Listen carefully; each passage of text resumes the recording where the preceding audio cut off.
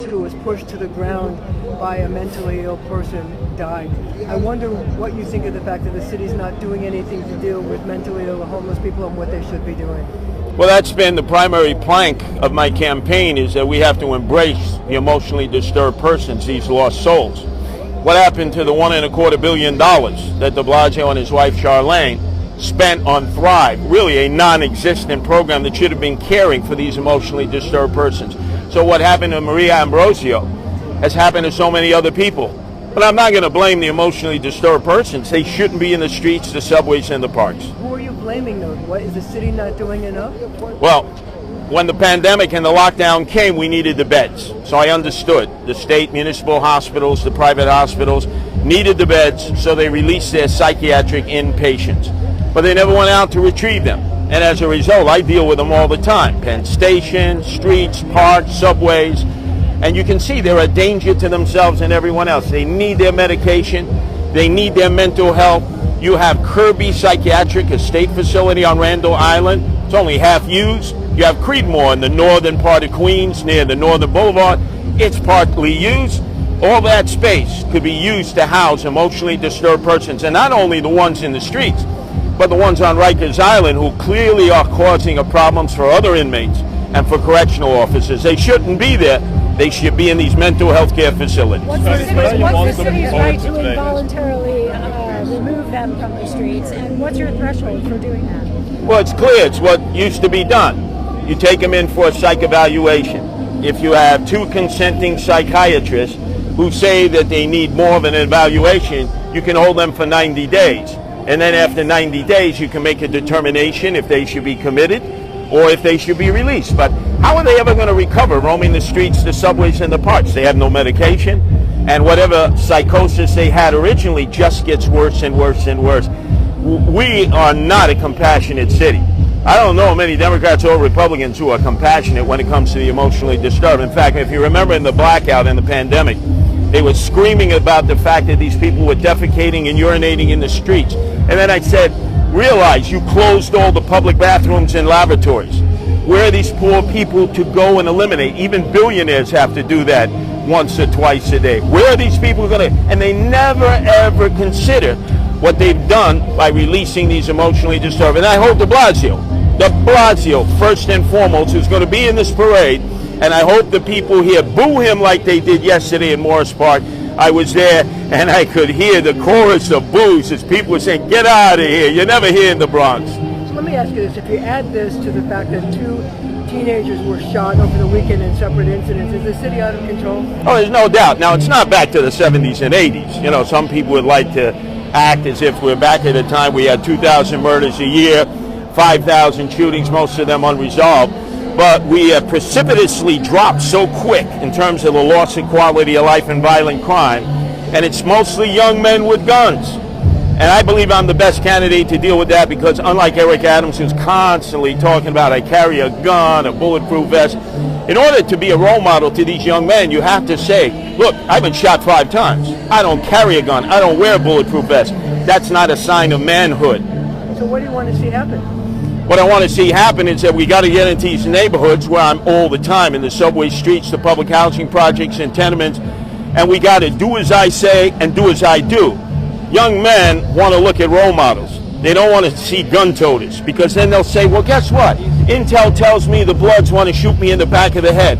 So my intel suggests that I wear a bulletproof vest and I carry a loaded 9. Curtis, some of the unions are resisting the vaccine mandate. I wonder your view on that, and also personally, can we ask you, are you vaccinated? Yeah, I'm vaccinated quite some time ago. 2 shots of Pfizer at the Jacob Javits Center.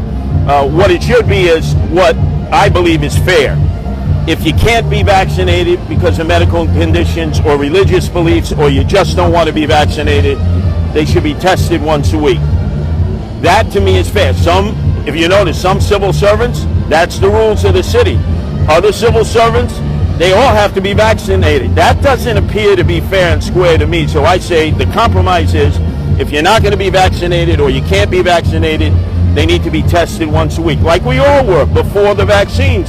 I remember the swizzle stick up my nose once a week at WABC, or you couldn't work. You couldn't work at WABC unless you were tested. Religious exemptions. Religious exemptions. Yes, religious exemptions and obviously medical exemptions. I wasn't aware of how many people had medical conditions when I first started the campaign that prohibits them from getting the vaccine. Restaurants are suffering now. What do you have to say about that? Well, if you notice, in Staten Island, where I was yesterday, you could get over the Outer Bridge crossing, go to Red Bank, and you don't have to show a vaccine passport. Same air, same conditions. Likewise, if you're in the Bronx, you can go to Westchester. Queens, you can go to Nassau County. You don't have to show a vaccine passport. No, you shouldn't have to show a vaccine passport unless the business, which they can do as a private entrepreneur, if they insist on having a vaccine passport, that's their business. But the city shouldn't be forcing it on bars, restaurants, and nightclubs that have already had the life crushed out of them when they started the lockdown and pandemic. Curtis, back to Columbus Day. What are you most looking forward to today for the parade? Most looking forward to Bill de Blasio being booed like he was in Morris Park in the Bronx. He has the chutzpah, the coolions, to show up at this parade, that fugazi Italian that he's always been. Remember, not only did he and his wife not want to honor Mother Cabrini, one of the few times they ever praised Andrew Cuomo. He said the state will pay for the statue, which is down there, Battery Park. But he's always vacillated on the Columbus statue. So he got elected claiming he was a real 100% Italian. Now watch the Italians boo him. I guarantee you almost everyone in this line of march will hear a cascade of boos towards de Blasio. Go back to Boston, where you should have stayed since you were birthed. Anything positive to say about the parade too?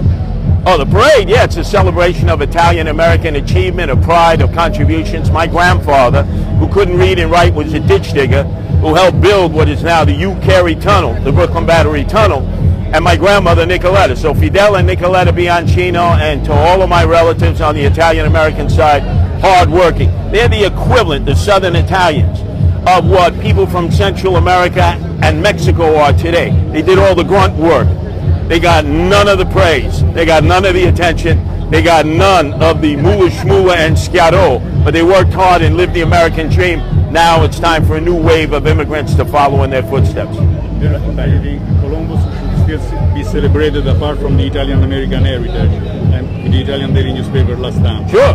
I mean, look, if you choose not to celebrate Christopher Columbus, that's your right. But New York City is the epicenter of the Italian-American community. Only Toronto has more Italians in North America. Most people don't know that. Per capita, per person in New York City. And I want to bring a Christopher Columbus statue. There have been 33 of them that have put into warehouse all across the country. To Staten Island, the most Italian of boroughs. In fact, we refer to it lovingly as Staten Italy. And I'm going to do that as mayor. Thank you. Appreciate it. This guy wants to meet you. He's been thanks for 41 years.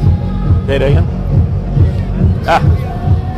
I love the way you use the news of the weekend. Oh. Throw it right in your exactly. face. It's so current. Yeah, thank you. You know what I'm saying? Thank you. Okay, Appreciate that. do it. Bronx. That's where I was yesterday in the rain. On midnight, brother. And they booed de Blasio at the parade. Oh, boo! Oh. The chants were unbelievable. Thanks for those burgers on the midnight tours back in the day. Thank you. Appreciate that. Bless Stay you. healthy, stay focused. Now, you know one of our number one guardian angels of all timers? Help me out. Eddie Brown, the treasurer of the UFA. UFA. That's right. He used to lead the patrol on Park Chestnut, Zuriga Avenue. No kidding. Toughest guy in the Guardian Angels. Okay. Without a doubt, nobody wanted his history. Yeah, nobody wanted. He saved my life in New Orleans. Did he ever want to go on PD back in the day? I don't think so. I think he always wanted to be a firefighter. Okay. But I tell you this, a guy tried to shoot me in New Orleans when we were organizing there off Canal. Okay. And it was Eddie Brown who jumped him, prevented him from shooting me, right? Then that night, guess who we saw walking around in the streets of Canal and Bergen? The same guy with a hospital wristband. And he said, that's the guy who tried